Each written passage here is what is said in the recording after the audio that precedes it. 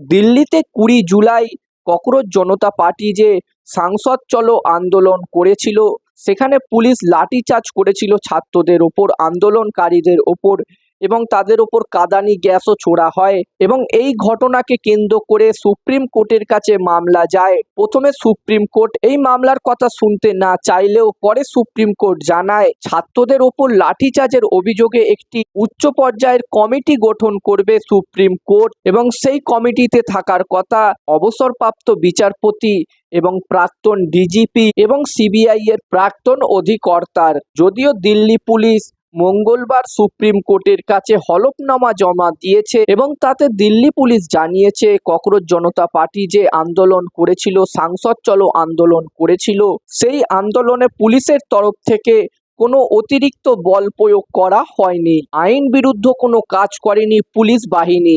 যদিও সুপ্রিম কোর্টের প্রধান বিচারপতি সূর্যকান্ত এবং বিচারপতি জয়মাল্য বাগচি এবং বিচারপতি ভি মোহনার ডিভিশন বেঞ্চ মঙ্গলবার জানিয়েছে কমিটি গঠন নিয়ে নির্দেশ প্রকাশিত হবে বুধবার। প্যানেলে আর কারা থাকবেন তা নিয়ে সব পক্ষের বক্তব্য শোনার পরেই প্রকাশিত করা হবে নির্দেশ। সুপ্রিম কোর্ট আরও জানিয়েছেন ২০ জুলাই সাংসদ অভিযানের সব সিসিটিভি ফুটেজ এবং ভিডিও ফুটেজ খতিয়ে দেখবেন ওই কমিটি, এবং আলাদা করে ওই কমিটি মহিলা আন্দোলনকারীদের অভিযোগও শুনবে। যদিও পুলিশ যে হলফনামা জমা দিয়েছে সেখানে পুলিশ জানিয়েছে পুলিশ যাদের ওপর লাঠিচার্জ করেছে এবং পুলিশ যাদেরকে টার্গেট করেছে তারা কেউ স্টুডেন্ট নয়, তাদের সকলের নাম আগে থেকেই পুলিশের খাতায় রয়েছে। এবারে দেখার বিষয় থাকবে সুপ্রিম কোর্ট এই মামলায় কি রায় দেয়।